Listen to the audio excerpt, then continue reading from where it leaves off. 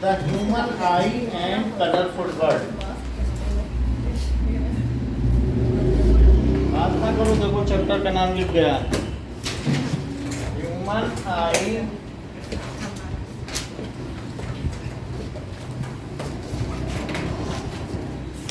Colourful world.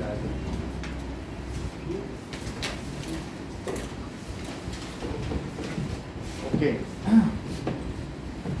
now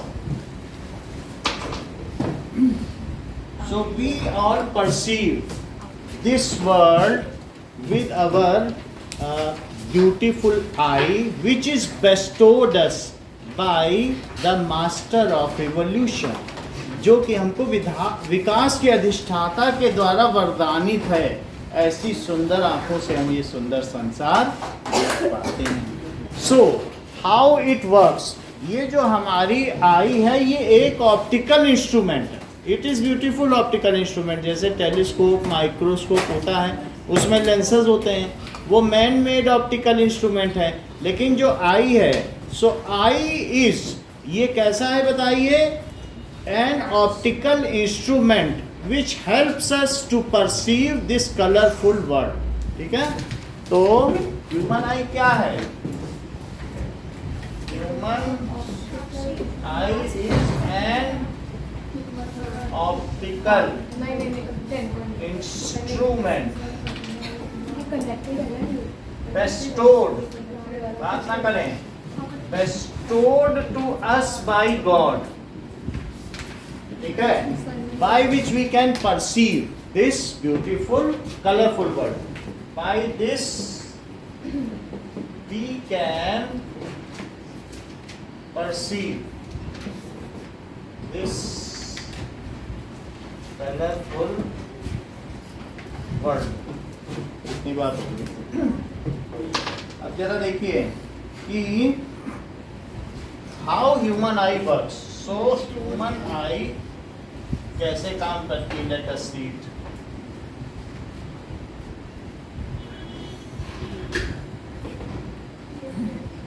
now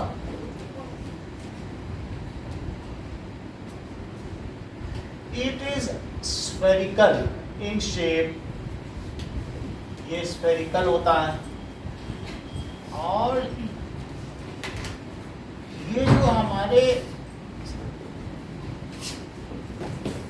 हम देख पाते हैं, जैसे ये आई है, तो आई में ये जो हम देख पा रहे हैं, ये सामने का पोर्शन, ठीक है, दिस इज स्लेरा. ये किसी को कॉर्निया कहते हैं. This is स्लेरा. ओके, हाँ. और यहाँ पर क्या चीज है, ये देख लो, ये बीच में प्यूपिल है, और दिस इज आइरिस और डायाफ्राम. ओके, नाउ अब देखो. सो अब ये पोर्शन जो हमारे आंखों के सामने है, ये बल्ज्ड आउट है, ये थोड़ा सा उठा हुआ है, ये इस तरीके से उठा हुआ. क्या आप इसे उठा हुआ देख पा रहे हैं? यद्यपि ये स्फेरिकल है, लेकिन ये आगे से थोड़ा सा क्या है, उठा हुआ है. तो ये इसका जो कॉन्वेक्स पोर्शन है, ये 80% लाइट को दबा देता है, कन्वर्ज कर देता है. ये क्या करता है? It converges most of the light by this cornea. Most of the light falling on our eye is converged by, ये जो ऊपर उठी हुई चीज है, ये क्या है? This is cornea. तो अब ये देखो, ये पोर्शन कॉर्निया है. अब इसके बाद यहाँ से कुछ सिलियरी मसल्स निकली हुई है ऐसी, जो कि सस्पेंडेड है. लिगामेंट जानते हो, जो हमारी बोन को बोन से कनेक्ट करता है, ऐसे कुछ होती है ना मसल्स, तो ये सस्पेंसरी लिगामेंट्स हैं जो सस्पेंडेड है, और ये इतने मजबूत हैं, और ये एक ऐसा लेंस है जो जेली टाइप है, वो ऐसे ऐसे होता रहता है। ये इसको दबाते हैं तो ऐसे हो जाएगा, और खींच लें तो क्या होगा, ऐसे हो जाएगा। तो जब इनको दबाने में मेहनत लगती है, बाकी अपनी जगह अपने आप हैं, दबाने के लिए मेहनत करते हैं, और जब ये रिलैक्स होते हैं तो क्या होता है, आंखें हमारी ऐसे होती हैं और दबाने पे ऐसे हो जाती हैं।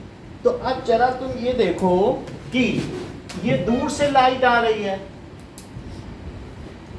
तो अब ये दूर से लाइट आई तो इन्होंने इसको दबा दिया और हम देख पाए, और एक पास से लाइट आई तो भी इन्होंने दबाया, क्योंकि कभी कभी हम सितारों को निहारते हैं और कभी कभी किताबों को भी तो पढ़ते हैं। तो जब हमने किताबों को पढ़ा तो तब भी इन्होंने दबा दिया, लेकिन इन्होंने जो दबाया वो हमेशा 2.5 सेंटीमीटर पर दबाया। कितने पे दबाया, 2.5 सेंटीमीटर। तो इनकी ये जो भी चीज है इनको एडजस्ट यही करना, यही इनकी फोकल लेंथ है। इनको रेटिना पे ही फिगर बनाना है। किस पे बनाना है, चाहे सितारों को देखना हो तब भी इनकी स्क्रीन रेटिना है, और किताबों को पढ़ना है तो भी इनकी स्क्रीन क्या है, क्योंकि रेटिना में सेंसर्स होते हैं, रॉड्स एंड कोन्स। क्या क्या चीजें होती हैं, रॉड्स एंड कोन्स इसी रेटिना पे। तो कुछ उसमें ब्राइटनेस देख पाते हैं और कुछ क्या देख पाते हैं, कोन्स का मतलब कलर और रॉड का मतलब ब्राइटनेस। समझ में आ गई बात। तो सब चीज यहीं पर हो रही है। तो एक बात मुझे बताओ, अभी इसकी फोकल लेंथ ज्यादा है कि अभी, तो मतलब दोनों ही केस में इसकी यहाँ पर इसे यहीं पर करना है, तो फिर भी मान लीजिए कि दोनों केस में इसकी v की डिस्टेंस सेम है। v की डिस्टेंस क्या है, सेम है, लेकिन अब यहाँ पर पावर किसकी ज्यादा है। जब ऐसा लेंस होगा तो पावर ज्यादा होगी, लेकिन इससे तो हम फोकल, वो हम सही बात कह रहे हैं कि v सेम, क्या है सेम बोलो, लेकिन फोकल लेंथ इस केस में क्या हो गई बताओ। इस केस में जब ये मोटा लेंस होगा तो फोकल लेंथ कम होगी कि ज्यादा, कम हो जाएगी, पावर ज्यादा फोकल लेंथ कम, तो यानी ज्यादा पावर लगती है। जब ऐसा किताबों को पढ़ना होगा तो आंखें ऐसी हो जाएंगी, सितारों को निहारना होगा तो कैसी हो जाएंगी, ऐसे। लेकिन ये काम कौन करता है, दैट इज सिलियरी मसल्स। तो यहाँ पर सिलियरी मसल्स के बीच में एक क्रिस्टलाइन लेंस है जो कि सस्पेंडेड है, ठीक है। तो ये है सिलियरी मसल्स, और ये क्या है, क्रिस्टलाइन लेंस। और बोलो इसके आगे क्या है, इसके आगे है एक्वियस ह्यूमर, यानी एक लिक्विड भरा हुआ है। सो एक्वियस ह्यूमर भरा हुआ है, और यहां पर क्या है, विट्रियस, दैट इज विट्रियस।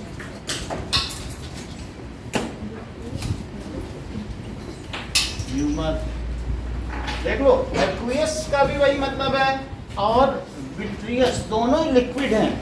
आपको मालूम है कि किसी भी मैटर को हम कई कई तरीके से वो फ्लो चार्ट बना सकते हैं। तो विट्रियस और रेजिनस में क्या अंतर है, जैसे तुम लोगों ने वहाँ पर बहुत बार रेल में सफ़र किया होगा तो उसमें तुमने लिखा होगा कि विट्रीफाइड ग्लास, जहाँ भी है ग्लास, चाहे तुम एसी में कहीं भी जा रहे हो वहाँ लिखा रहता है। इसका क्या मतलब समझते हो, मतलब एक होता है कि कलरलेस, एक होता है कलरफुल। तो मैटर दो पार्ट में क्लासिफाइड है, रंगहीन और रंगीन। तो विट्रियस का क्या मतलब है, रंगहीन, और इसका कंट्रास्ट क्या है, रेजिनस। तो विट्रियस और रेजिनस, जैसे मैग्नेटिक, नॉन मैग्नेटिक, तो कई चीज़ें मैटर को कई तरह से क्लासिफाई कर सकते हैं कि नहीं। इसी तरह conducting, non conducting, semi conducting, और इसी तरीके से और क्या किया जा सकता है, विट्रियस एंड रेजिनस। तो विट्रियस का मतलब क्या हुआ, कलरलेस, यहाँ लिक्विड है, और यहाँ पर भी एक्वियस है, एक लिक्विड है। तो दो, इधर भी लिक्विड है और इधर भी लिक्विड है। तो वो एक्वियस ह्यूमर का क्या मतलब है? एक्वियस, एक्वा का मतलब पानी, और विट्रियस भी एक तरीके का जेली लाइक सब्सटेंस है, ठीक है। तो विट्रियस है, फिर भी ये ट्रांसपेरेंट है और ये वाटर टाइप होगा। तो जो अच्छा, ये पोर्शन जो है ये रेटिना है।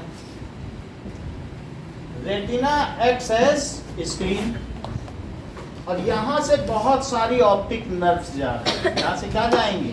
Brain, going to brain, that is optic. जहाँ सबसे ज्यादा सेंसेशन प्रोड्यूस होता है उस पॉइंट को क्या कहते हैं? Yellow spot.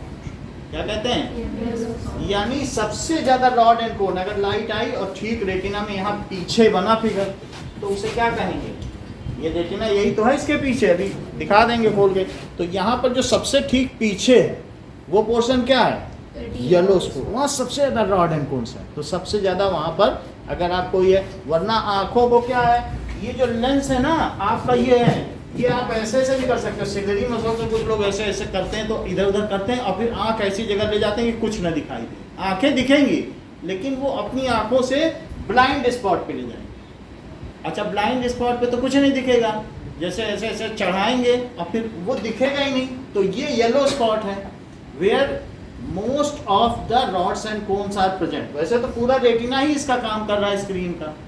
और ये क्या है बोलिए? ये अभी सबकी डेफिनेशन बताएंगे कि स्लेरा क्या होता है, सब चीजों की, आइरिस क्या होती है। तो ये क्या है बताइए? Yellow spot. फिर ये क्या है? येलो स्पॉट होता कहाँ है? Blind spot. रेटिना के ठीक पीछे यहाँ, बीच में। हाँ, और थोड़ा सा नीचे पे वो जा रहे हैं। तो सामने से जब देखोगे तो बहुत अच्छा नज़ारा दिखेगा। समझ आई बात की नहीं? येलो स्पॉट क्योंकि पीछे है ठीक, तो वहाँ सब रॉड्स कोन वहीं तो काम होता है, मोस्टली वहीं तो फिगर बनते हैं, होता है कि नहीं? तो इसीलिए येलो स्पॉट है। अगर तुम ऊपर से देखोगे तो तुम्हारा क्रिस्टलाइन लेंस ऐसा हो गया, तो तुम कहोगे नहीं नहीं बालकनी से देखेंगे पिक्चर, पीछे येलो स्पॉट बने और नज़ारा अच्छा दिखे, तो तुम आमने सामने पिक्चर देखना चाहते हो, सिनेमा में जाते हो। तो ऐसे ऊपर उठा के देखोगे तो वो लेंस ही टेढ़ा हो जाएगा, तो और कहीं बनाएगा कि नहीं? अच्छा, अब और बात देखिए, तो इसके अलावा ये जो हमारे पास लेंस है, इस लेंस को कवर कर रखा है यहाँ से एक शटर ने, वो पूरा नहीं ओपन करता है। इस शटर का नाम है आइरिस। क्या है? आइरिस का मतलब है कि जैसे ये एक शटर ऐसे वो जैसे एक दूसरे पे ओवरलैप नहीं होते हैं मसल्स, और फिर वो ऐसे धीरे खुल जाए तो फिर और ओपन कर दें, नहीं ऐसे शटर सर खोलेंगे तो इस तरीके से। अभी हम दिखाएंगे आपको कि ज़्यादा ब्राइट लाइट में आइरिस क्या होगा और कम ब्राइट लाइट में। तो ये देखो, ये आइरिस है, तो ये क्या हुआ बोलो? ये जैसे कोई ब्लू आइड पर्सन होता है तो नीली आंखों वाला, कोई ब्लू ग्रीन आई होता है, फिरोजी आंखों वाला, कोई ब्राउन होता है, कोई ब्लैक होता है, तो वो आइरिस का कलर है। और प्यूपिल का क्या कलर है? ब्लैक। ये बिल्कुल सही कह रहे हैं, कह रहे प्यूपिल तो कलरलेस है, उसमें क्रिस्टलाइन लेंस है, अब उसके पीछे पूरा अंधेरा है तो हमें ब्लैक दिख रहा है। इन्होंने क्यों कहा कि प्यूपिल को कलर ही नहीं, वो तो क्रिस्टलाइन एक जेली टाइप लेंस है जो इसमें बीच में देखो हिल रहा है, वही है प्यूपिल। तो ये बाहर निकल आया, अदरवाइज प्यूपिल कुछ नहीं है। वो जब डॉक्टर देखेगा ना, टॉर्च डाल के प्यूपिल के अंदर पूरी रेटिना देख लेगा, कहेगा वो तो ओपनिंग है, तो प्यूपिल कुछ है थोड़ी। तो अगर मान लीजिए तुम्हारा मोतियाबिंद का ऑपरेशन किया जाए तो क्या होता है कि ज़्यादा लेयर निकाल दो तो प्यूपिल ही खुल जाए, उसमें 2-4 मोती दाना डाल दो। तो प्यूपिल क्या है? इसी के पीछे तो क्रिस्टलाइन लेंस है जिसको कि किसने पकड़ रखा है, और वो ट्रांसपेरेंट है। ब्लैक क्यों है? क्योंकि उसके पीछे अंधेरा है और उसी में पीछे से एक बल्ब लगा दो अंदर में, तो वहां से कोई लाइट निकले, जैसे वो नहीं होते हैं चुड़ैल उड़ैल लोग, पीछे से लाइट लगा दो तो आँख से निकलता है, लेकिन अभी लगाया नहीं गया है, तो इसी में डॉक्टर पूरी रेटिना चेक कर लेता है। तो ये प्यूपिल है और इसको डायफ्राम कहते हैं। कैमरे में, पुराने कैमरे में देखोगे शटर खुलता होगा, तो वैसा ये शटर है। इसका 3 नाम है, आइरिस भी नाम है, और ये क्या होता है? डायफ्राम भी होता है, शटर भी इसको कह सकते हो। It regulates the opening of प्यूपिल। कितना खुलना चाहिए, क्योंकि ज़्यादा खुल जाए, अभी कॉन्वेक्स ने ज़्यादा देर के लिए पकड़ ले तो कागज ही जल जाए, ज़्यादा खोल दे तो पता चला रेटिना गया। इसीलिए कहते हैं अल्ट्रावायलेट ना देखो जहाँ वेल्डिंग हो रही, रेटिना जल जाएगा। कहते नहीं वेल्डिंग हो रही है, अरे तुम कहाँ देख रहे हो, रेटिना जला बैठोगे, क्योंकि है तो कॉन्वेक्स ही। तो इस तरीके से आइरिस, दैट इज प्यूपिल क्या है मनीष, प्यूपिल क्या है? बता दिया इन्होंने। प्यूपिल is the opening through which light enters into I, and इसके पीछे क्रिस्टलाइन लेंस होगा। प्यूपिल सिर्फ ओपनिंग है, इससे ज्यादा कुछ नहीं है। जितना उसने छोड़ दिया है पोर्शन वो ओपनिंग है उसके। वैसे तो लेंस बहुत बड़ा है, लेकिन इतने से ही लाइट जाएगी। तो ये क्या है? प्यूपिल। अब सारी चीजों के बारे में एक एक करके लिखो।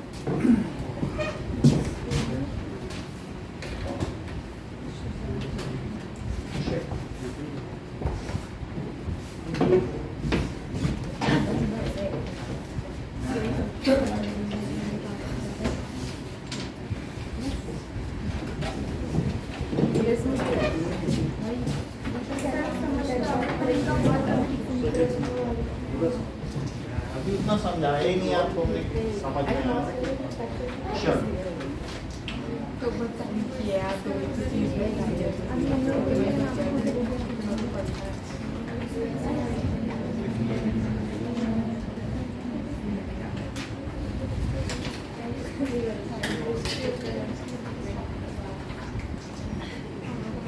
Now, construction and working of eye.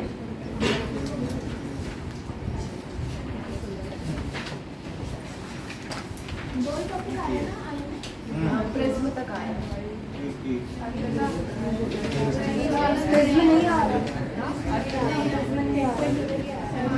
वो हमें मालूम है क्या आ रहा है थोड़ा।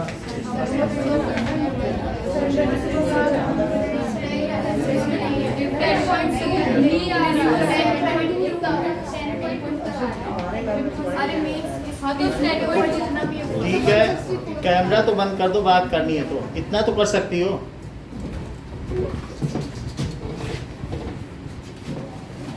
नाउ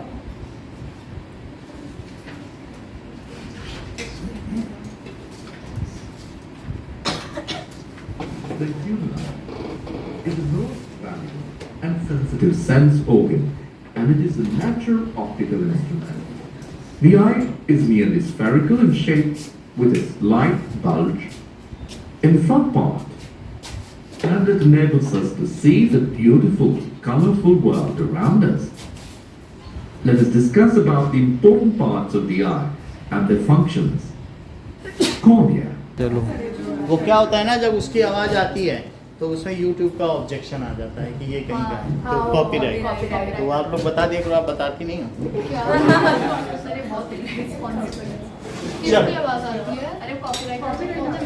मतलब वो वॉइस आ जाएगी ना, तो वो वॉइस को देख लेगा कि वो तो ओवरलैप कर रही पहले की।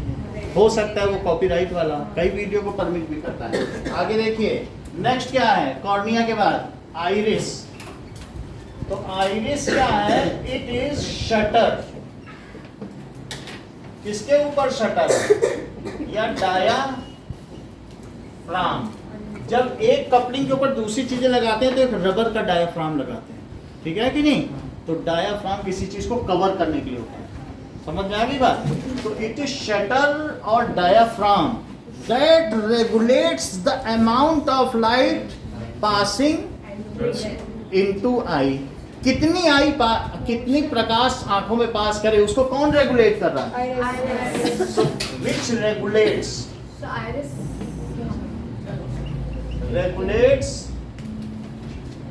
amount of light passing through which regulate करता है the opening of pupil, opening या size of pupil। तो क्या होगा? in bright light ये क्या होगा? it makes the pupil smaller, size of pupil smaller, and in dim light it makes, तो ये आप देख लें इसमें कि ब्राइट और डिम लाइट में इसका कैसा कलर है। ये देखो सो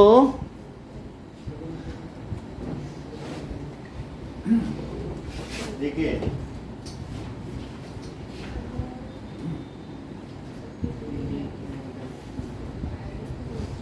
size of pupil in bright and dim light. तो According to Exploratorium, in dim light, your pupil expands to allow more light to enter your eye. In bright light, it contracts. Your pupil can range in diameter from 1/16 inch to more than 1/3 inch. तो बोलो कौन सा इसमें bright light है, कौन सा dim है? क्योंकि डिम लाइट में से ज्यादा खोलना पड़ेगा जिससे ज्यादा रोशनी जाए. सो इन, ठीक है, तो इस चीज को लिखें in bright light it makes pupil कुछ नहीं है, opening smaller and allows lesser light to pass through it,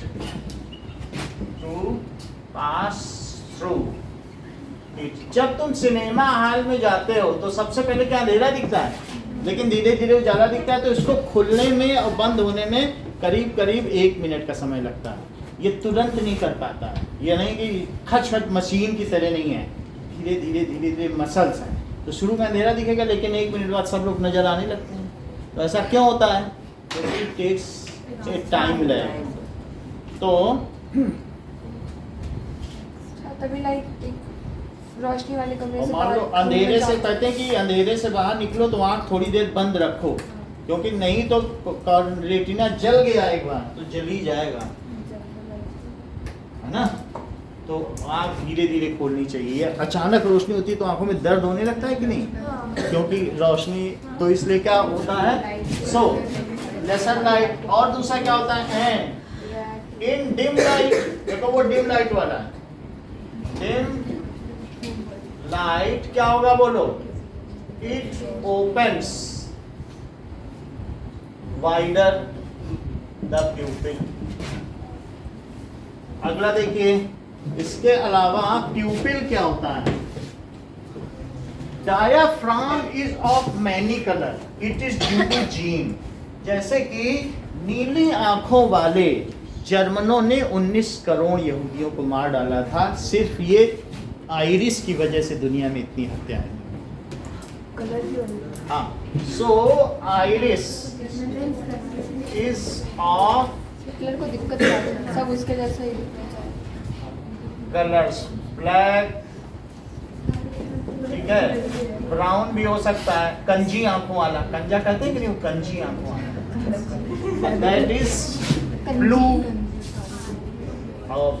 और फिर ब्लू ग्रीन हो सकता है, और भी कुछ भी हो सकता है. बिल्ली की आंखों. It is due to gene. ये हम इनहेरिट करते हैं, जैसे पेरेंट्स से होंगे वैसे बच्चों के होंगे. तो जर्मन नीली आंखों वाले का इधर Nordic Aryans. Now next is pupil. Pupil is opening in front of crystalline lens. Crystalline lens के सामने की ओपनिंग है, through which light enters into eye. Which light enters into eye. Its opening is regulated by, Ishan sentence पूरा करो. Regulated by iris. Now, अगला देखें. What is crystalline lens?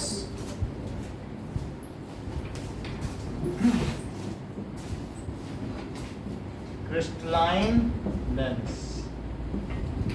It is jelly like transparent converging lens.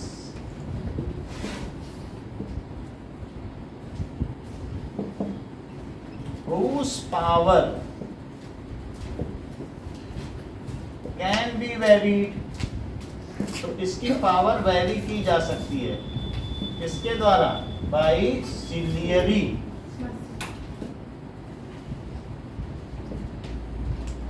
muscles. Ciliary muscles itself are made of suspensory ligaments. Ciliary muscles किसकी होती हैं? When ciliary muscle is at work, then इस sentence को पूरा करो. They contrast or relax. नहीं, they change focal length of crystalline. ये बता दें. नहीं. When ciliary muscles are at work, तब क्या होगा? When ciliary muscles are at rest, तब क्या होगा? And ciliary muscles are at work when it contracts and relax the. Power के टर्म्स में बताओ. Then Then power of lens is more. Then the power of lens is more. more है ना, and lens is thicker. And lens is thicker, and if it is at no work, then its power is more. तो crystalline lens ठीक है, ये चीज हो गई. तो अब इससे हम क्या कह सकते हैं कि इट डज द फाइनल जो कन्वर्जेंस, ठीक है कि नहीं, adjustment. It does the final adjustment.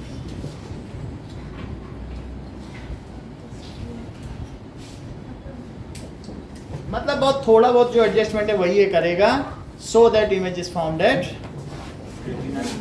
Sir हमारे आई में सिर्फ कन्वर्जिंग लेंस ही होता है. हाँ, कन्वर्जिंग है क्योंकि वो दबा रहा है ना, रे अगर इधर दबा रहा है, ऐसे तो नहीं फैला रहा है. तो देखो जो चीज है जो प्रिंसिपल एक्सिस की ओर दबा दे तो क्या होगा बोलो? जो दूर फैला है क्रिस्टलाइन लेंस कॉन्वेक्स लेंस है, और कॉर्निया भी एक कॉन्वेक्स ही है. तो अब ये क्या कर सकते हैं? So that final image is found at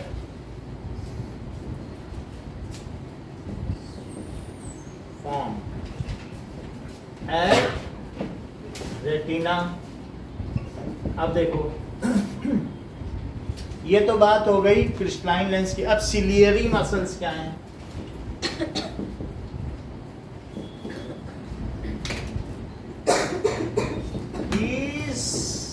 ये क्या करती हैं? आर ये ग्रिपिंग, ये क्या करती हैं? टू क्रिस्टलाइन लेंस, वो उसकी रिम पे रहती. क्या होती है? ये ना सोचो कि लेंस ऐसा है, यहाँ भी सिलेरी मसल चारों तरफ है, क्योंकि हमारा भाई उस लेंस को दबाना है ना, चारों तरफ से फुला देना है. कोई तुम ये थोड़ी ना समझो कि ये देख लो, कहीं तुम ऐसा तो नहीं सोच रहे कि क्रिस्टलाइन लेंस ऐसा है. ऐसा नहीं है, ऐसा है. तो अब ऐसा तो नहीं है ना आंखें कि इस तरीके की, ये है ऐसा, ये है, ये जो पीछे वाला है, ये जो इसमें अंदर दिख रहा है, ये ऐसा है आँखी में. तो क्या यहाँ उनके होने का कोई मतलब है? चारों तरफ से दबाएं तो फुला दें. भाई आप समझो, ये ऐसे फुला दें, यहाँ से भी दबाएं, ऐसे चीज को. जैसे ये नहीं होता कि जैसे रोटी में कोई हवा भरे और रोटी फूल जाए, तो चारों तरफ से ऐसे ऐसे करो, फूल नहीं जाएगी. लच्छा पराठा चारों तरफ से ऐसे ऐसे को फूल जाए. चलो तो गैस को रखना है, फूल जाएगा. समझ गए? जैसे रोटी फूल जाती, तो एक दो तरफ से दबाओगे तब रोटी फूलेगी कि चारों तरफ से दबाओगे? समझ आई बात? तो क्रिस्ट जो ये होते हैं ciliary muscles are at rim of crystalline lenses. ये कहाँ पर है? रिम पर है ना. रिम तो समझते हो कि चारों तरफ. तो ये लोगों these are at rim of crystalline lens. और क्या करते हैं? Regulate the thickness and power of crystalline lens and regulate the thickness and power of line. Wider the pupil की तरफ ना, मतलब बिग क्या लिखते हो? Large. ओपन वाइड कर देते हो. ओपन वाइड कर देता है. ये इंक्रीजेस, ठीक है, इंक्रीजेस साइज ऑफ प्यूपिल. वो सेंटेंस अपने मन से कर लो. ऑफ प्यूपिल अब जरा देखो, ये क्या करते हैं, when ciliary muscles are at work then power of lens is more. Power 40 भी होते हैं। वो बताएंगे। Ciliary muscles are at work, power of lens is more. When ciliary muscles are at rest तो क्या होगा,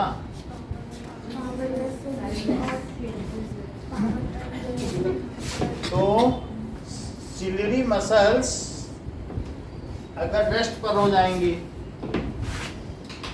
if ciliary muscles are at rest, power of lens is क्या होगा, less। जरा ये देखो कि मान लीजिए ऑब्जेक्ट एट इंफिनिटी, ऑब्जेक्ट कहाँ पर है, अच्छा तो बोलो ये लेंस है आंखों का और इस पर तुम्हें स्टार देखना है, तो ये कहाँ पे बनेगी, रेटिना पे। तो ये आई की रेटिना है, सही है। तो ये डिस्टेंस कितनी है, 2.3 सेंटीमीटर, ठीक है। अब जरा देखो कि और दूसरे केस में तुम किताब पढ़ना चाहते हो, किताब कितनी दूरी पर रखना चाहते हो, what is the least distance of distinct vision, स्पष्ट दृष्टि 25 सेंटीमीटर पर रखनी चाहिए कि नहीं, उसी को कहते हैं least distance of distinct vision. किसी चीज को स्पष्ट देखने के लिए लीस्ट डिस्टेंस क्या है, उससे ज्यादा पे भी देख सकते हो, यहाँ पे नहीं देख सकते हो। आप हाथ यहाँ रख के देखो, आपको रेखाएं तक नहीं दिखेंगी। तो calculating power of accommodation of lens.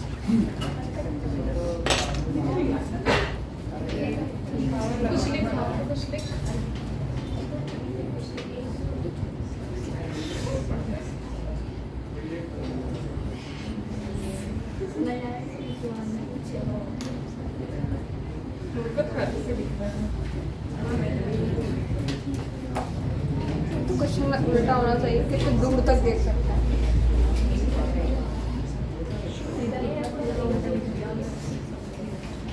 अब देखिए, मतलब बोरिंग सा चैप्टर है।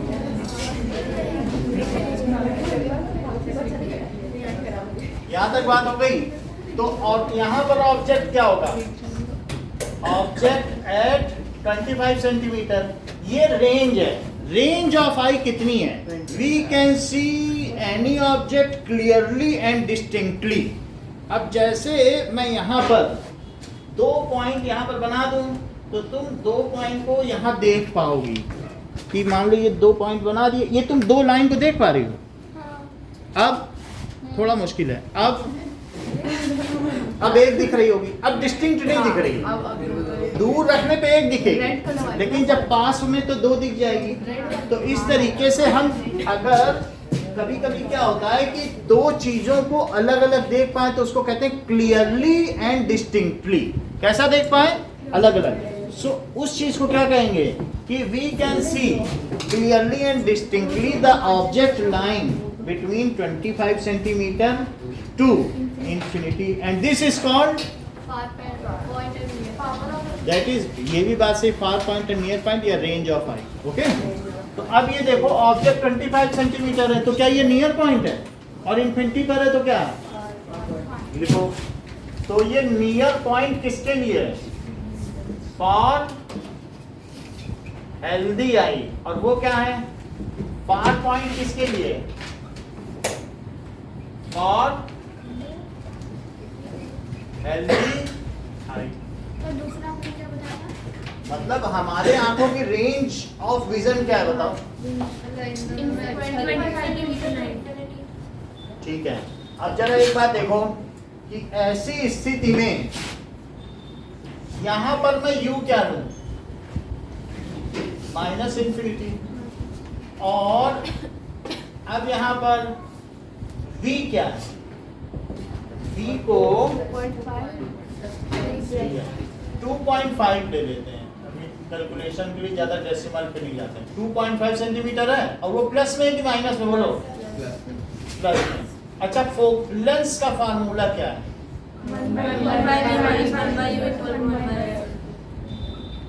1 by v minus 1 by u is equals to 1 by f। तो v कितना रखूं? 2.5 और यहाँ तो 1 by f, तो बोलो ये कितना आ जाएगा? 1 upon 2.5 plus 1 by infinity is 1 by infinity कितना होता है? 0, क्योंकि एक के नीचे 10 लाख हजार करोड़, तो डेसिमल लगा के 0 0 0 लगाते हैं, 0 ही हो जाए, है ना? तो 1 upon 2.5 है, तो ये 1 by f है, तो f कितना हुआ? f अगर 2.5 सेंटीमीटर है तो ये 2.5 सेंटीमीटर है क्या? नीचे की चीज को तुम मीटर में कैसे बदल सकते हो, क्योंकि यही पावर आ जाएगी, क्या यही पावर है? लेकिन पावर तब होगी जब ये किसमें बदला जाएगा? मीटर। अभी तो नहीं है ना मीटर में, तो कैसे बदले इस सेंटीमीटर को मीटर? बताओ, इस सेंटीमीटर को मीटर में कैसे बदले? अभी हमारे पास क्या आ गया? 1 upon 2.5 plus 0 is equal to 1 by f है, तो बोलो 1 upon 2.5 कितना हो गया? तो f कितना हो गया? प्लस 2.5 सेंटीमीटर, या कितना हो गया? ये f हो गया, तो p कितना हो गया? 1 by f, तो 1 upon, क्या इसे 1000 लिख दें? तो क्या 25 चौको 100, तो 40 डायोप्टर हो गया। बोलो, बात समझ आ गई? यानी ये बताओ तुम्हारे आंखों की मिनिमम पावर की मैक्सिमम? ये रिलैक्स्ड आई है कि स्ट्रेस्ड आई? बहुत अच्छा, कितना अच्छा करें कि मैं रात भर तारों को पेश कर देखूं। ठीक है, तो यहाँ तक क्या बात हो गई? कहते नहीं कि बिस्तर की सिलवटें भी कह रही हैं तेरा हाल, कि काटी है रात तुमने करवट बदल बदल के, तुमने तारों को गिन गिन के रात काटी। हाँ,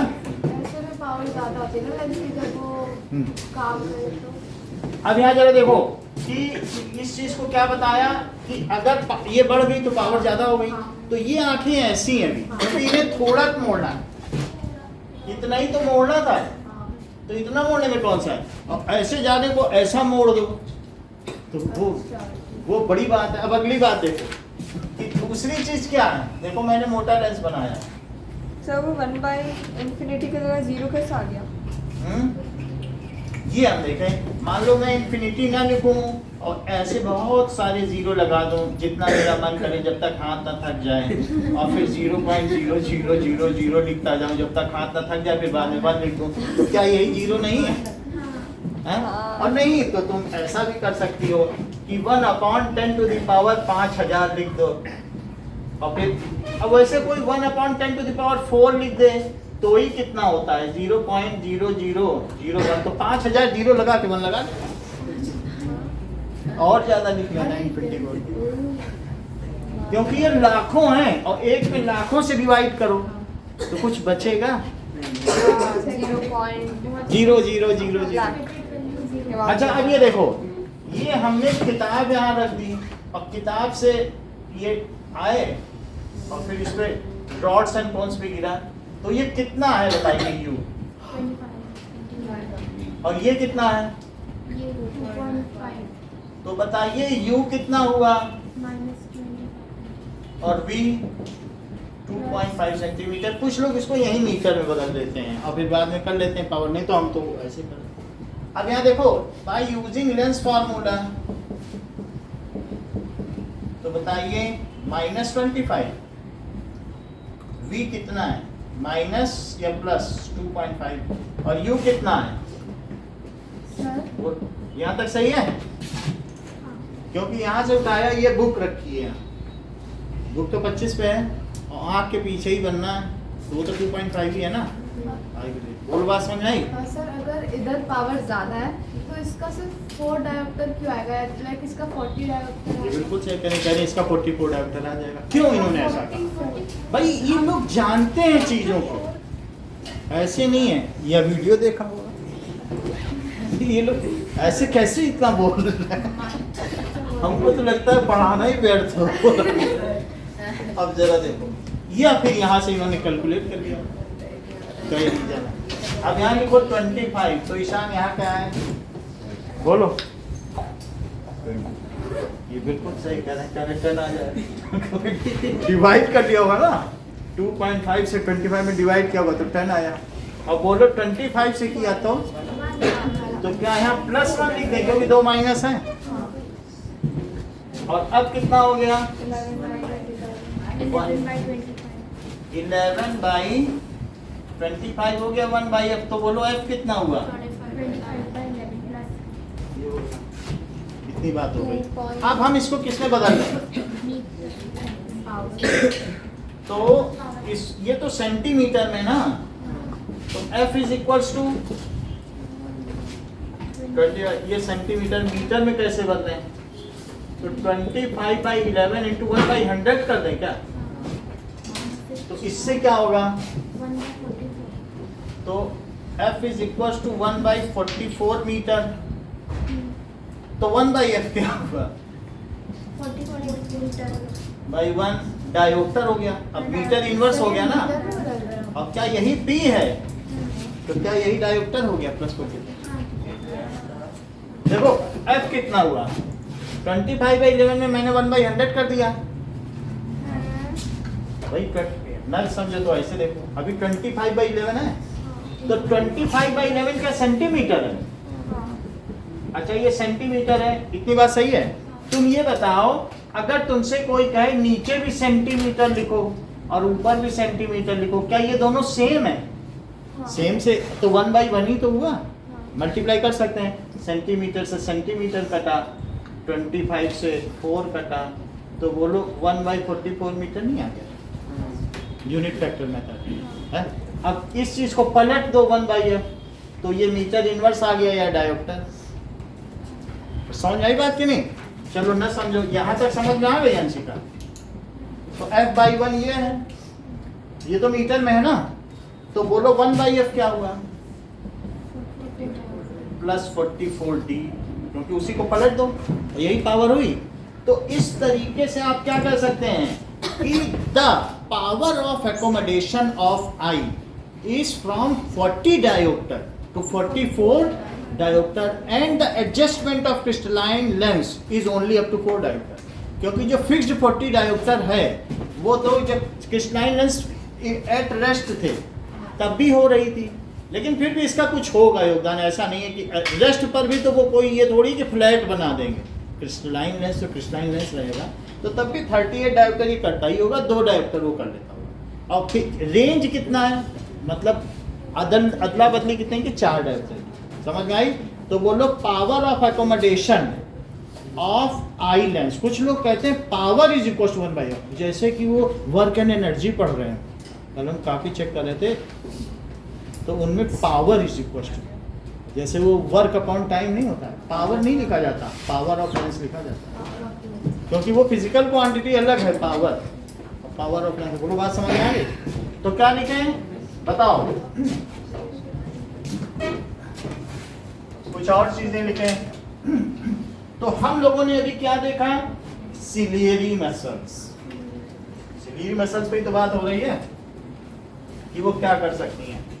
देखो, पावर ऑफ एकोमोडेशन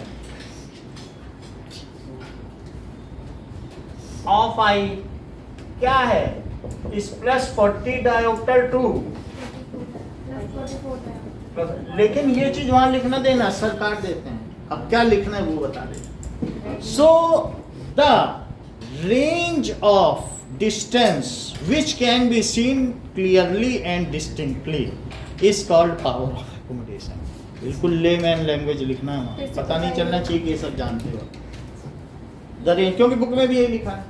लेकिन जब नेट पे जाओगे तो ये चीज आती है, नेट पे भी दिखाएंगे आपको पावर ऑफ एकोमोडेशन, तो यही लिखा दिखेगा डेफिनेशन बुक में। अभी समझो, पहली बात रेंज ऑफ विजन क्या है, range of vision of healthy human eye क्या है, healthy human eye is from 25 centimetre to infinity. ठीक है, in this range human can see clearly and distinctly. अब इसे पास में भी देख सकता है लेकिन ठीक थोड़ी ना देख पाएगा। इन दिस रेंज, इस दृष्टि परास में व्यक्ति किसी भी चीज को स्पष्टतम रूप से देख सकता है। So in this range we can see clearly and distinctly। इतनी बात हो गई, क्लियरली एंड डिस्टिंक्टली हम इस चीज को देख सकते हैं। The near point of healthy eye is 25 centimetre, however for children it recedes to 15 centimetre. छोटा बच्चा तो 15 पे भी क्लियरली, क्योंकि उसकी आंखें नई नहीं है, अभी सिलेरी मसल से खूब। और जिसकी बूढ़ी हो जाए तो बेचारी दबा ही नहीं पाएंगी, ढीली ढीली रहेंगी, तो वो दबा पाएंगी कुछ। तो इसीलिए बूढ़े लोगों को किताब नहीं पढ़ने में आती। जो अगर मसल लूज हो जाए, एक होता है कि दबा दें, और एक हो वही लूज हो गई, आदमी पूरा बूढ़ा हो जाता है, तो वो क्या उसकी मसल टाइट रहेंगी, वो दबा नहीं पाएंगे। तो इसलिए when ciliary muscles become loose, तो फिर हमारे में आई डिफेक्ट आ जाएगा। तो अब ये देखो, सर अगर वो the near point is 25 centimeter, which is called least distance of distinct vision। near point क्या है हेल्दी ह्यूमन आई का, बोलो। is 25 सेंटीमीटर फॉर जो हेल्दी एडल्ट है उनके लिए, ठीक है, फॉर ह्यूमन लिख लो। सर ये रेंज ऑफ विजन और ये पावर ऑफ अकोमोडेशन डिफरेंस क्या है? रेंज ऑफ विजन तुम्हारा दृष्टि परास, तुम कहाँ से कहाँ तक देख सकते हो, और तुम जहाँ से जहाँ तक देख सकते हो उसके करस्पॉन्डिंग आई लेंस की पावर क्या है। तो तुम 25 सेंटीमीटर से इन्फिनिटी तक सितारों को भी तो देख सकते हो। तो और लेकिन जब सितारों को देखते हो तब तुम्हारे आंखों की क्या पावर होती है? 44 वो तो 40 बोल रहा है, 40 डायोप्टर। वो कह रहे हैं कि सितारे ये हैं। अच्छा हाँ, मैं स्टार बना देता हूँ, अब ठीक लग रहा है, हाँ और यहाँ किताब बना देता 40 हूँ, हो अब ठीक है, किताब रखा सही, चिड़िया घर पे अब कोई बात नहीं। यहाँ देखो, चील।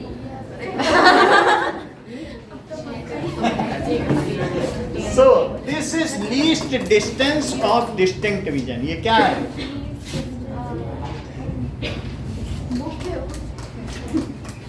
Of vision. अब जरा देखो, इसे स्पष्ट दृष्टि की न्यूनतम सीमा कहते हैं, least distance of distinct vision, and our far point is infinity, and far point of healthy human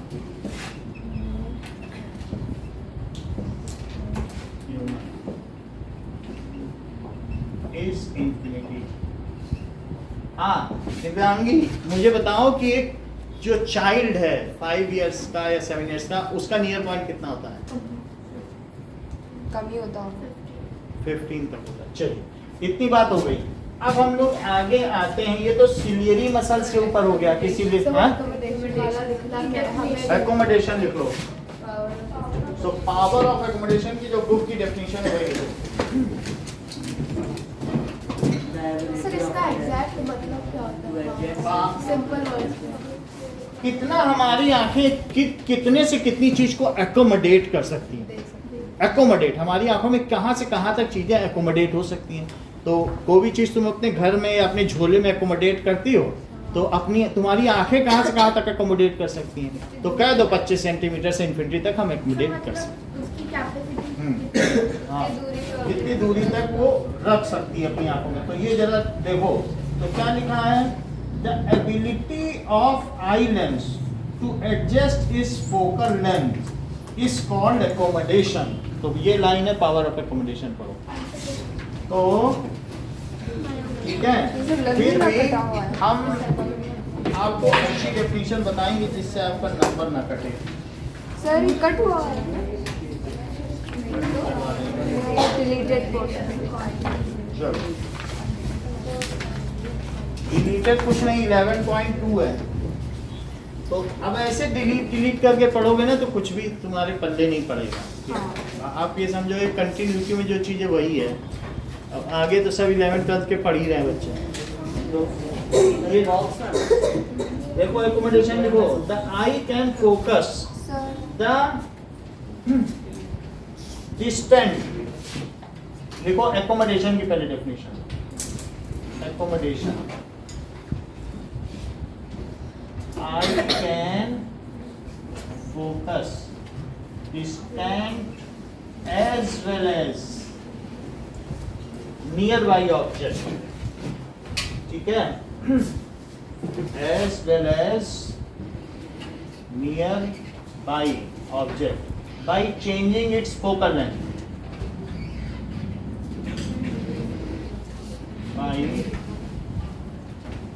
changing its focal length. This is called accommodation.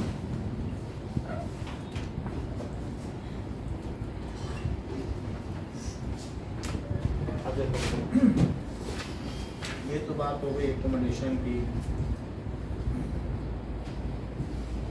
और power of accommodation भी पूछा जाता है, यही लिखते हैं। समझ में आ गई बात?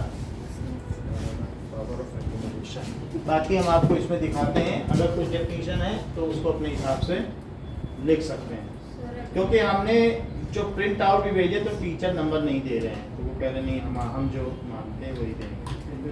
इसलिए पहले भी लोगों के नंबर कटे हैं जिसने ये लिखा है, बोले ऐसा कुछ नहीं है, हम नंबर नहीं देंगे। जबकि हम आपको इसमें दिखा देते हैं तो एक सही डेफिनेशन जो 10th के लिए चल जाए। सर ये जो वीडियो में डेफिनेशन बताई थी वो अच्छी थी। अभी देख लेते हैं। डिफाइन पावर ऑफ एकोमोडेशन, मैंने सुनी नहीं। According to Byju's, power of accommodation is the ability of the eye lens to focus near and far objects clearly on the retina by adjusting its focal यही लिख length. देना, यही power of accommodation, सही है। तो power of accommodation क्या? Ability of eye to focus near as well as distant object clearly on retina by adjusting its focal length. ये लिख लो, बायजूस की डेफिनेशन है, बढ़िया। ऐसे कैसे टीचर्स नहीं मानते? ये नहीं मानते ना वो, क्योंकि 11th में तो चल रही है, बट 10th के टीचर नहीं मान रहे।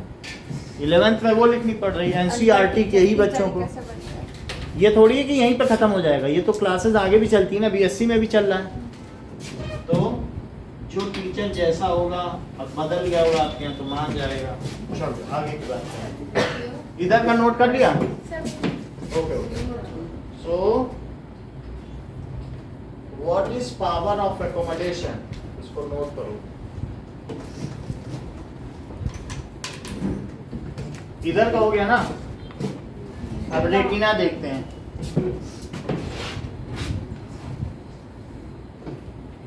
और जब आपने बताया नहीं कि सिलियरी मसल जो है वो कॉन्ट्रैक्ट रिलैक्स करना बंद कर दे तो क्या होगा? जब वो वर्क पर होती हैं तो फिर पावर ज़्यादा होती है। वर्क ही बंद कर दे परमानेंटली। ठीक है, परमानेंट ढीली हो जाती है। तो जब वर्क पर होती है तो 44 होता है, मैक्सिमम पावर 44 है। अब आगे की बात करें रेटिना की। So it is the screen, और कैसी स्क्रीन है? Light sensitive screen behind crystalline lens.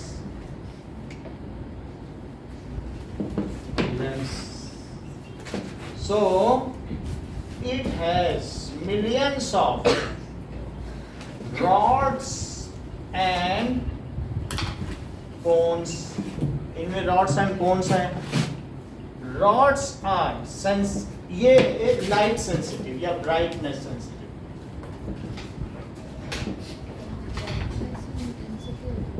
Brightness है यानी कितना ब्राइटनेस है, कितनी इंटेंसिटी है ना लाइट, और and cones are colour sensitive. ये कलर सेंसिटिव होते हैं, तो कोन्स कलर सेंसिटिव होते हैं तो क्या होता है, the person who are colour blind are having few cones, जैसे कि मान लीजिए numbers for colour blind people. कुछ colour blind According to people Covisy पढ़ नहीं colorblind पाते हैं, इसमें glasses, क्या those लिखा with है। normal अगर color उनसे vision पूछे should क्या see a नंबर है, 26. तो वो Red 26 colorblind नहीं people पढ़ will see a पाएंगे। 6. Mild red colorblind people will also faintly see a number 2. Green colorblind people will see a 2. Mild green colorblind people. समझ ही नहीं आया। कलर ब्लाइंड पीपल, अभी रुक जाओ, अभी रुक जाओ।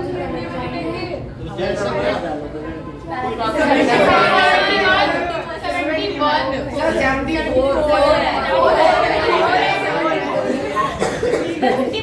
जो 74 बोल रहा है 71, तो उसमें पता चलेगा कि क्या है। 4 है। पता नहीं चला 71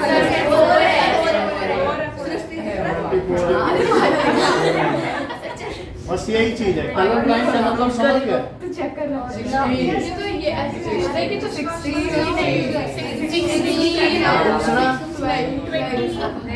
दूसरा वो भी 60 है। तो यही देखा जाता है कलर ब्लाइंड में कि क्या है।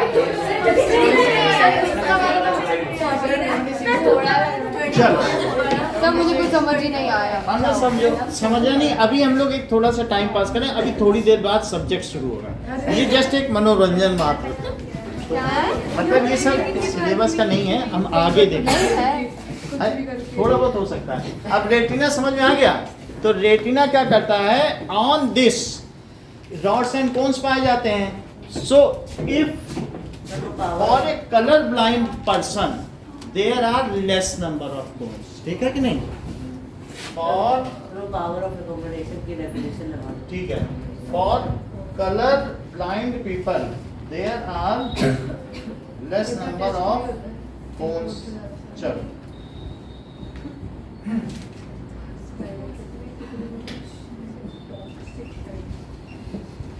There are less number of cones. अब अगली बात देखो, dogs are colour blind, they have rods only.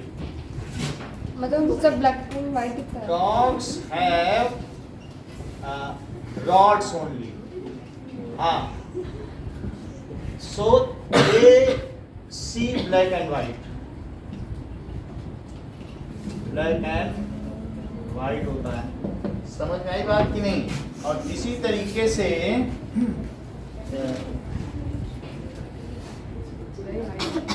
जो उल्लू होते हैं उनमें भी बहुत सारे वो रॉड्स होते हैं, इसीलिए वो रात को भी इतना रोशनी आता है कि वो सो नहीं पाते हैं, और दिन को इतनी ज़्यादा रोशनी आती है कि उनको उलझन होने लगती है, वो सो जाते हैं। रात की रोशनी बस उनके लिए सूटेबल है। So they are very much colour वो ब्राइटनेस सेंसिटिव। तो रात को क्यों जगते हैं? क्योंकि रात को देख लेते हैं ना। कुछ लोग बिल्कुल लाइट अंधेरे और कापी खोल के पढ़ रहे हैं, मेरा बेटा कितना अच्छा लाइट बंद करके पढ़ रहा है। So, इस तरीके से owls have much, ठीक है, so has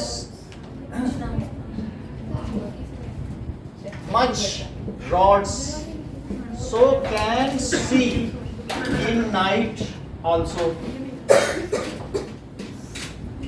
तो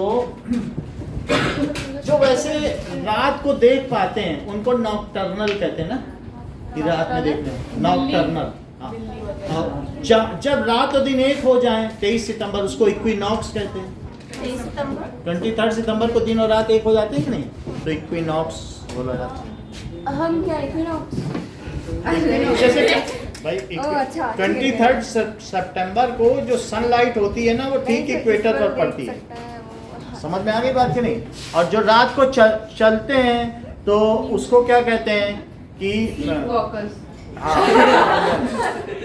वो क्या कहते हैं, सोमनी एम्बुलेंस। अब आगे देखो, यहाँ तक बात समझ में आ गई? अरे नहीं, वो सीरियस। ये देख लो, सीरियसली हो तो ये हो गया। A cocks have more number of rods. Cock का भी है, मुर्गी। इसीलिए तो वो कॉक। कहते नहीं है कि सुबह उठते ही सबको परेशान करता ताचड़ी मुल्ला बाग दे क्या बहरा हुआ खुदा है। मतलब वो काकड़ पाथर जोड़ के और मस्जिद लई बनाए और ताचड़ी मुल्ला बाग दे क्या बहरा हुआ खुदा, उस पे माइक से वो भाषण देते हैं, क्या खुदा बहरा हो गया? मेरे नाना कबीरदास जी बोलते हैं एक कंकड़ पत्थर जोड़ के मस्जिद बना ली और 4 लाउड स्पीकर लगा लो शायद और सुन ले। पहले बोला So cocks have Kabirdas ji try more number of rods। तो इतनी बात समझ आ गई। So इसीलिए वो सबसे पहले बोल देता है। Now next is optic nerves।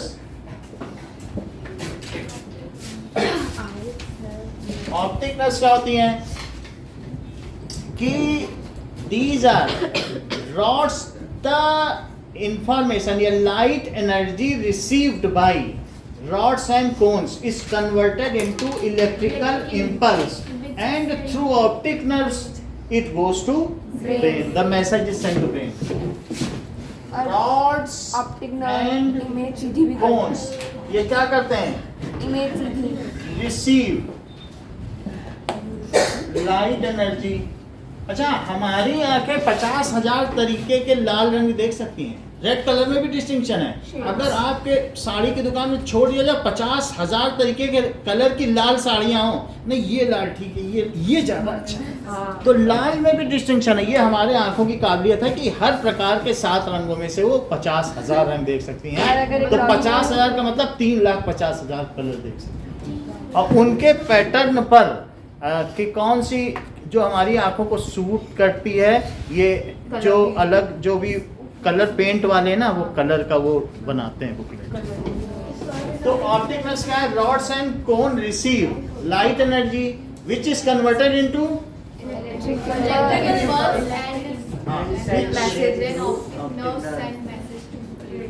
Converted into electric impulse, विद्युत आवेग में बदल दिया जाता है impulse, and send to brain, send to brain. क्या आप मुझे बताएंगे जो नोज में नर्व्स होती है उनका क्या नाम है? लोग इन्होंने बता दिया, ऑल्फैक्टरी नर्व्स। ठीक है। जो जीभ में नर्व्स होती हैं जो स्वाद को बताएं, गस्टेटरी नर्व्स। जो आंखों में है, ऑप्टिक नर्व्स। नाकों में है, ऑल्फैक्टरी नर्व्स। जीभ में है, gustatory nerves. Auditory nerves.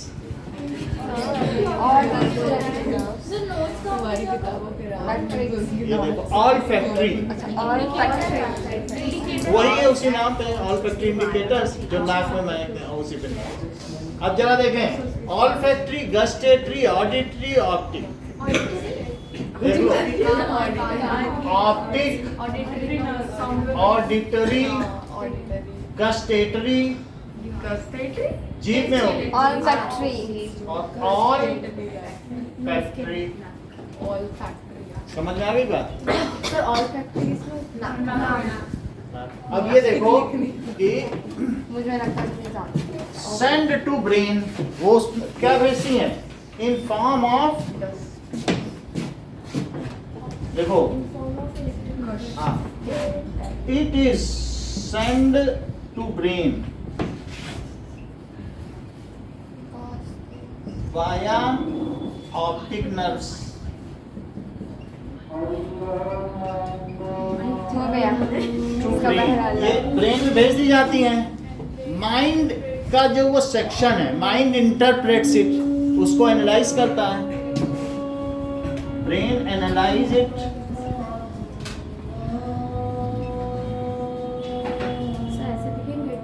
Analyse it and we can see the object, और हम ऑब्जेक्ट को देख पाते हैं। सो अब वर्किंग ऑफ आई देखो, ये तो हमने ऑब्जेक्ट के बारे में कर दिया। एक स्लेरा और देख लो।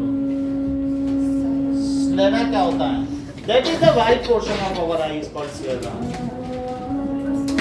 जो सामने आंखों में वाइट वाइट दिख रहा है ना, सबकी आंखें, वो क्या है?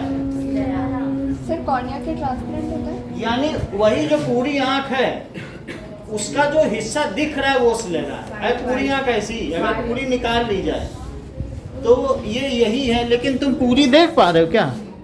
देख तो इतनी पा रहे हो, तो ये स्लेरा है। हाँ, है पूरी आंख ऐसी। मुझे पूछना था वो कॉर्निया जो है वो कैसे? ये है ना कॉर्निया आगे उठा हुआ है। हाँ ये ट्रांसपेरेंट होता है क्या? और क्या, तभी तो आंख में रोशनी जाए। मतलब उसको पहले डॉक्टर कॉर्निया निकालेगा उसके बाद से? कॉर्निया कुछ ऐसे नहीं है, आई ऑपरेशन में कुछ करता होगा, और इतना तो हमको नहीं पता। कॉर्निया निकालेगा नहीं, ऐसे क्यों निकाल देगा? ठीक है, क्या करेगा पता नहीं, निकालेगा तो फिर हमारा कन्वर्जेंस कैसा होगा? So the white portion sir मोतियाबिंद वाले में क्या होता है फिर उसके? ऑफ एक झिल्ली निकालता है, बस एक white portion of I which is visible I operation to us is called sclera। कुछ नहीं होता है, बस जो दिख रहा है वो स्लेरा, जो सामने दिख रहा है वो स्लेरा है। Yellow spot, yellow spot? the most sensitive part of retina is yellow spot, where most number of rods and cones are. It is just behind the eye. Diametric, वही तो सीधे देखोगे तब। The most sensitive part of retina is yellow spot. Here most of rod and cones are present.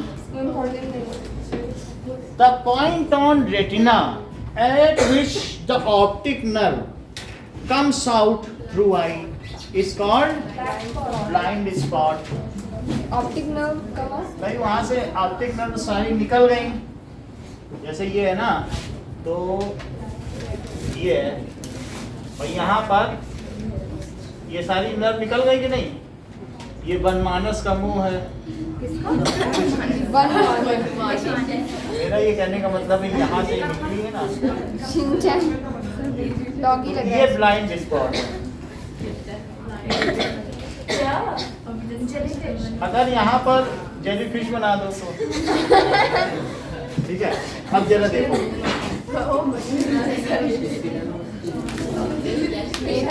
Blind spot क्या होता है? The point from where optic nerves comes out, ठीक है, फ्रॉम आई बॉल, जहां से ऑप्टिक नर्व्स बाहर आनी उसे क्या कहोगे? Blind spot. हाँ, द इफ जो image is formed at that we are unable to see, क्योंकि अपनी आई लेंस को टेढ़ा मेढ़ा तो कर ही सकते हैं, तो वो है, तो वहां पर कुछ नहीं, वहां कुछ भी नहीं होगा, वो तो एक डेंट पोर्शन है ना। So the point on retina through which optic nerves comes out is called blind spot.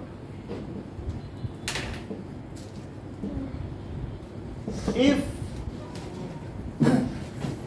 image is formed here, then we are unable to see.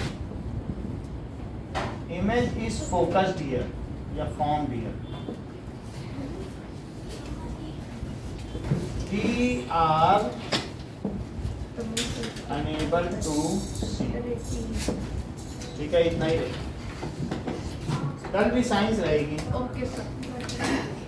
अब थोड़ा ही बचा इस चैप्टर का, बस हमको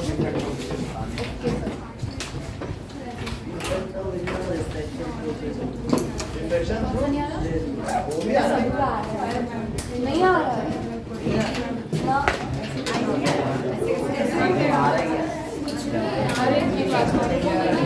कैसे आ रहा है? ये क्या लिखा है? रेटिना हाँ sir refraction of light through a prism तो 10.3 है। हाँ तो नहीं आ रहा है तो वही उसको बता रही हूँ। हाँ तो मैंने